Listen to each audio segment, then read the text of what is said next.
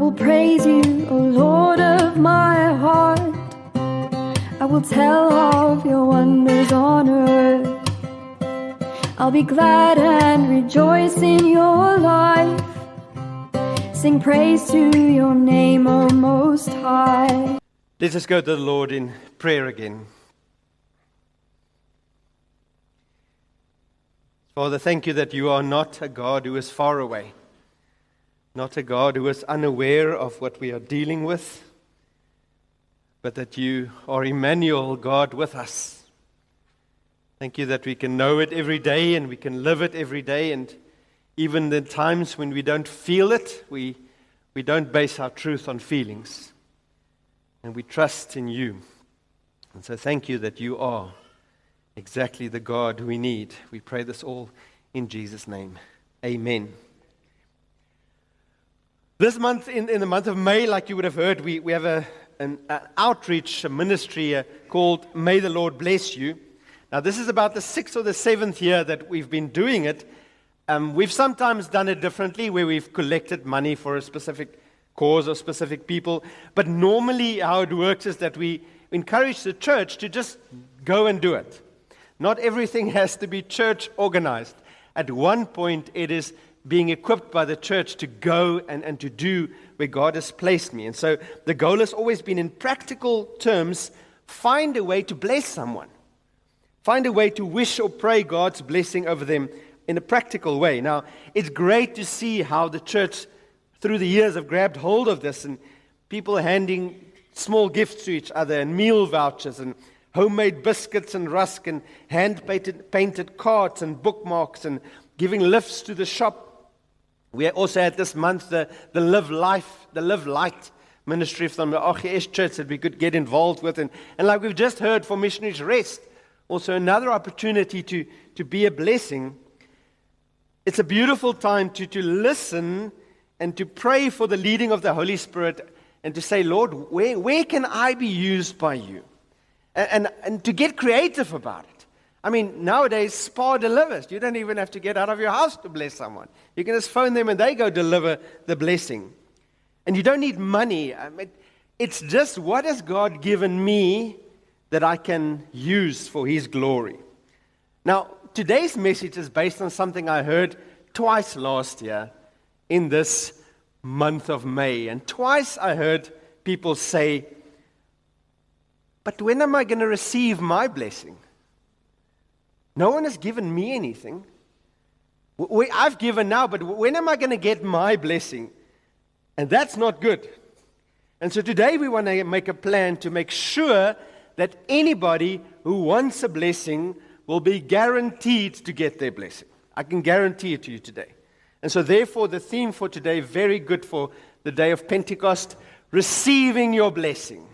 That's going to be it. So you can open your Bible to Acts 20. We're going to read not all the verses there, but Acts 20. We're going to read from verse 17 to about 35 there in Acts 20.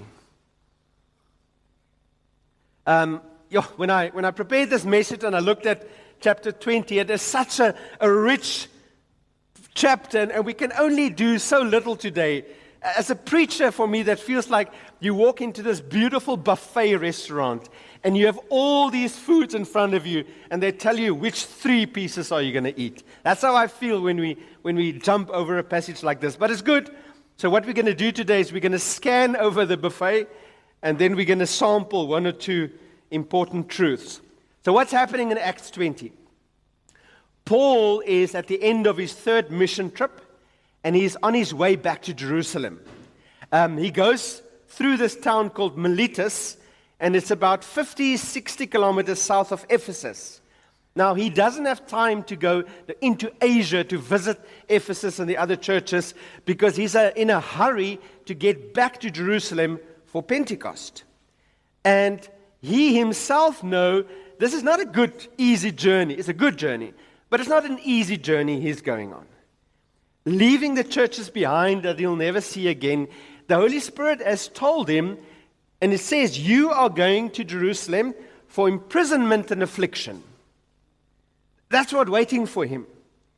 And so, also now he needs to meet with the elders of Ephesus And there's a very unpleasant future ahead for this church. False teachers are going to come in. But he calls for the elders of the church to meet him here in Miletus, and he is going to do. Now, what has this got to do with a blessing? Hold on, we're going to get to that part. So, the first thing that Paul tells them when he meets with the elders is he reminds them, how does a true church look like? He reminds them, how do real Christians act? It is going to be so important for you guys that when I'm gone, and false teachers and false preachers come in, that you keep on holding to what is true, otherwise you're going to fall. And so today is Pentecost, and we remember that the Holy Spirit came to change everything, and He gave us the power to be different, the power to be holy, the power to be witnesses of Him. Now, on that day, the disciples was anxiously waiting in the upper room, praying for the pouring out of the Holy Spirit. We are not anxiously waiting today. I hope this past week you weren't waiting for Pentecost so that the Holy Spirit could come. The Holy Spirit is here. The Holy Spirit has been poured out. We have been powered. As Stillbay Baptist Church, we are empowered to rise above the worldliness of pride and self-centeredness and arrogance and lack of love like the average Stillbay resident would live, and live different lives. The problem is we can resist the Holy Spirit. We can fall back, even if we're in the church, even if we've been in the church a long time. We can fall back to become one of those who are backbiting and gossiping and having this hypercritical spirit, complaining about everything, sadly even in our church. And so what Paul does is when he meets with the elders, he says, guys, it can't be like this.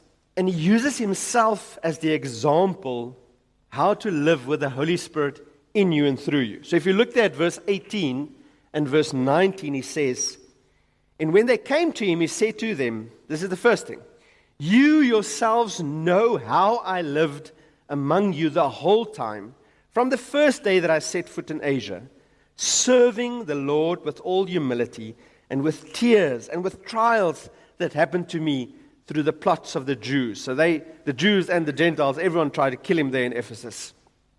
So what is his example? His example is that the Holy Spirit-filled Christian life is a life where you die to self. You die to your own dreams, your own desires, your own plans, and you give yourself as a living sacrifice. And that all from a heart of humility.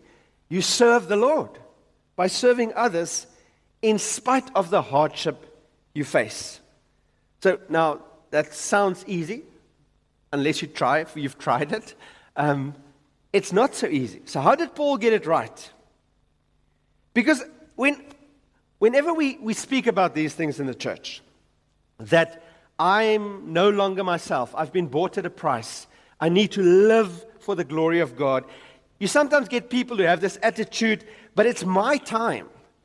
And it's my resources, and it's my money, and I'm willing to give this bit to Jesus until I get tired, then I'm going to take it back.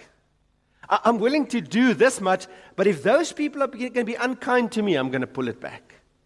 I'm going to do this bit, but if those people start gossiping, I'm going to take it back. And so grumpily then holding on to everything. That's not the picture of someone ruled by the Holy Spirit. There's someone ruled by the flesh. And so we've been speaking the last couple of weeks about the heart surgery that is needed so that we can also get to the point where we come to God and we say, God, here I am. It all belongs to you, like Paul has said. Verse 24 tells us, and verse 24 is such a powerful verse. Paul the Bottelier, one of my preachers I often go listen to, he says, verse 24 is one of those verses you need to memorize. It's one of those verses in the Bible that you need to memorize and mull it over and think about it. And verse 24 says this, but I do not account my life of any value, nor as precious to myself, if only I may finish my course and the ministry that I received from the Lord Jesus, to testify to the gospel of the grace of God. If you want a life verse, there's one. I count my life as nothing. My life and my dreams and my desires are not precious to me. My goal is that I started running with Jesus, and I want to run strong till the end for His glory. In my heart, my motivation is not to make much of my life and my experiences. My motivation is to go strong to the end as a sacrifice for Jesus. Now, I'm going to get a little bit personal. Most of you would know that we've taken in a fair amount of children up until this point. I find it very strange that a small handful of people are so negative about it. There's like these snide comments, normally behind my back, not to my face. It's too many children. Too many children. Those guys are crazy. How could they have taken in 2 more? Now again, I do not by choice prefer to wake up 3 o'clock in the mornings. I do not prefer to be hearing in the middle of the night someone calling mama. But I do account my life of no value. I do not account my sleep of any value. I do not account my ability to accumulate wealth at any value. We want to serve Jesus till the end. And being given the opportunity to give homes to 4 kids who might have been on the street, that's the goal. That's the normal Christian life. What's going on in your heart? We've had massive storms of people the last week or two, massive storms of people who lost their homes and they lost lives. Luckily not many, God protected. People lost their farms. And then when you listen to people in Stilbaai, it's like, I was so frustrated I couldn't phone my kids. What are you living for? We are so focused on self and me and what I want to do. Now, your frustration shows the priorities of your heart. Now, Paul then laments that he carries on, and he laments that I'm never going to see you guys again. And once I've gone, wolves are going to come in. They're going to come in from the outside. They're going to come in from the inside. He's chatting to the guys, saying, some of you are going to become the wolves. And so he exhorts the elders, say, keep a close watch over yourself and your flock. Teach the whole counsel, like I did. Don't just focus on the 1 or 2 truths you like and ignore the rest. When you go back to your church, teach them the whole word. Admonish the ones who are doing wrong. And then he goes back to speaking again about how to live the holy life, to live differently. And here he gives us the truth that we are going to need today if you want to receive your blessing. Are you ready to receive your blessing? Next verse, 33 and 34. I coveted no one's silver or gold or apparel. You yourselves know that these hands ministered to my necessities and to those who were with me. In all things I've shown you that by working hard in this way, we must help the weak and remember the words of the Lord Jesus, who said, it is more blessed to give than to receive. The blessing is available to you anytime. And you receive the blessing by giving, not receiving. That's the whole point. He says, I coveted no one's silver. Now, Ephesus was an exceptionally rich town. Paul worked there among the people who were the richest of their day. And he says, it doesn't bother me in the least. Stuff is not my motivation. Wealth is not my motivation. He worked to set the example that says, Spirit-filled people work hard, not just to look after themselves, but to help the weak, those who can't help themselves. The Christian life is a life of service, not to earn anything, not to prove anything, not to show off, but just in a response to, look what the Lord has done for me. Look what God has given me. And then the words of Jesus for today, it is more blessed to receive than to give. Now, he doesn't say there's no blessing in receiving. Some people need to learn that lesson to be able to receive well. That when someone brings something to you, no, please don't, no. Like, hey, give that guy an opportunity to receive a blessing, man. He needs to give to get his blessing. So that we're able to receive and to gracefully, joyfully, thankfully accept gifts. But the greater blessing is not in the receiving, but in the giving. So do you want to be blessed today? Learn to be a giving servant of Jesus and expect nothing in return.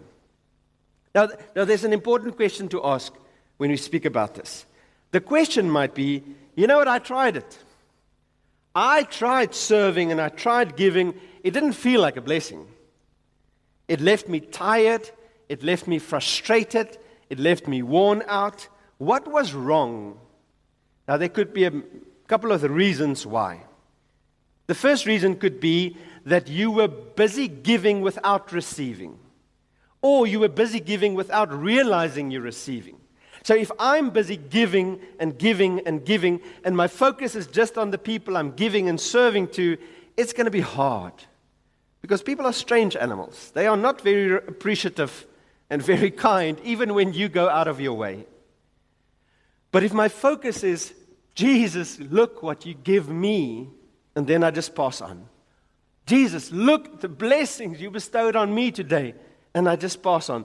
Then those people don't define my well-being, because I'm not getting from them. I don't need to get from them.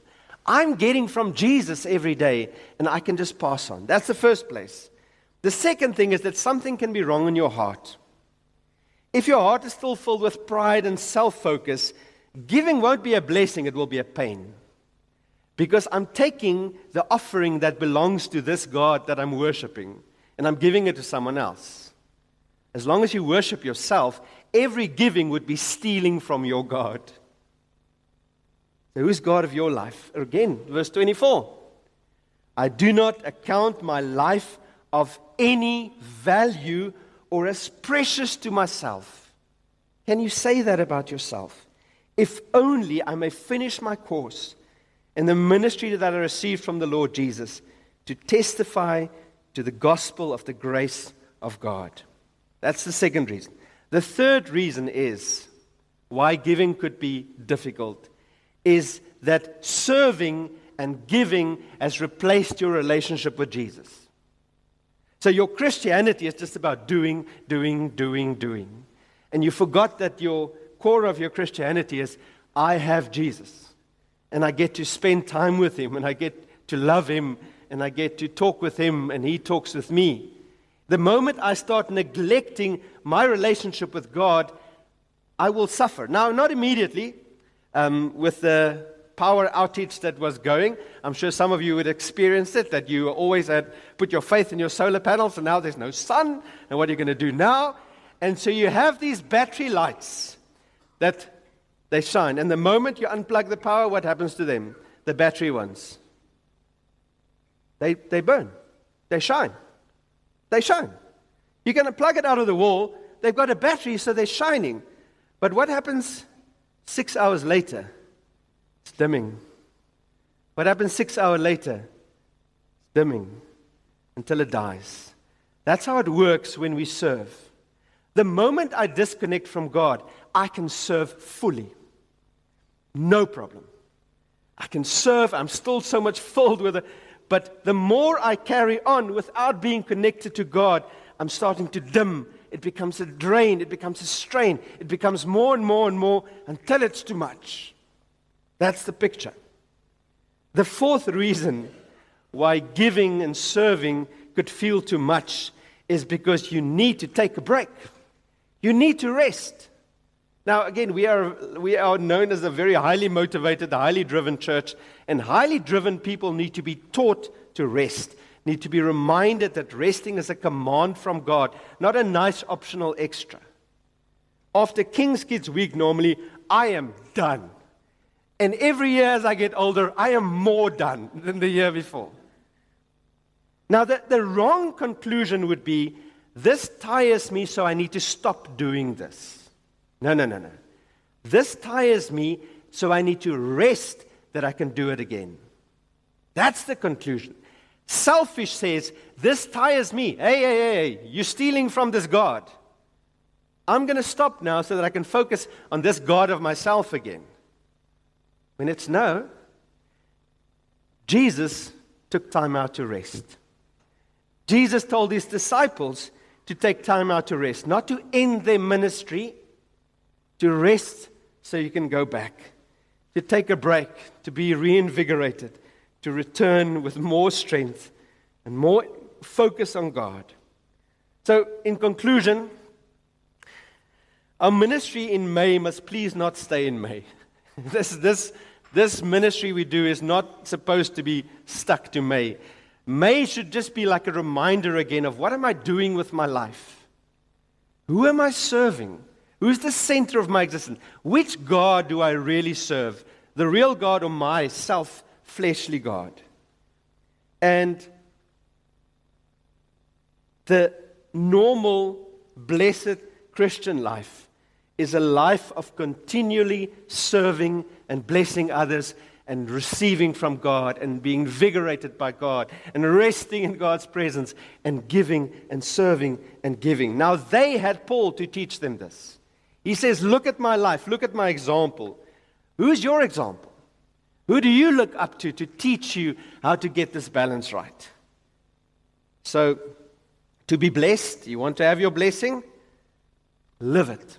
I love looking at our church and see how some people just get it. I'm not going to mention names because I leave out names that are amazing. But to speak to Garnus before she passed away and to hear how certain people in the church made her life a joy. Some people would know that once a week it was pizza night. And if those pizzas came late, this lady was not a happy lady. And someone made sure those pizzas came every week and sat with her. Same with Lorna, in the hospital, in the care home, busy dying. And some people just to go sit with her every day. There are some people here who would go to Malkertfontein every week. And it's hard. It's not harder in Malkertfontein than Stilbaai. I'm not saying this, but there's a different hard when you work in Malkertfontein. And they keep on going. And they keep on going. And the best news for me is there will be so many more that I don't know about. Because we know that the left hand is not supposed to what the right hand doing. But this is the challenge to all of us. This month is almost at an end. Don't let this wake-up call slide past. Receive your blessing. It's there to be received every day for the rest of your life. By saying, Lord, here I am. Send me. Use me for your glory. Let's pray together.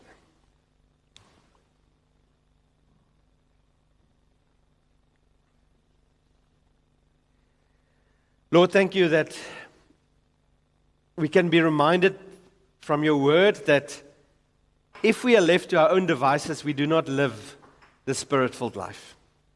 If we go onto autopilot or listen to our own thoughts, we live fleshly lives. So Lord, help us to spend time with you in your word and with your Spirit to be reminded that we are here for a purpose. If your goal for us was just comfort and security, we would have been in heaven now. If your goal for us was to not suffer any struggles, any pains, we would have been in your presence. But Lord, you've placed us here for a purpose. And our time is short. And time is running out. And so Lord, I first want to thank you and praise you for the way you do use people. For the way you've blessed and encouraged people in our church to make a massive difference where they are and where they live and what they do.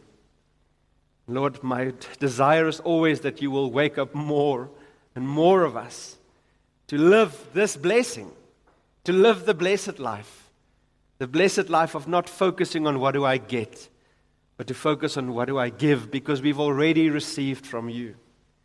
And so, Lord, help us to stay so closely connected to you that giving and serving just bubbles out of us without us even being able to stop it. Thank you that your grace is enough. We pray all of this in your wonderful name. Amen. I will praise you, O Lord of my heart.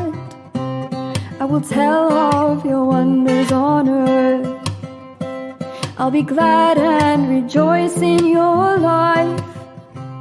Sing praise to your name, O Most High.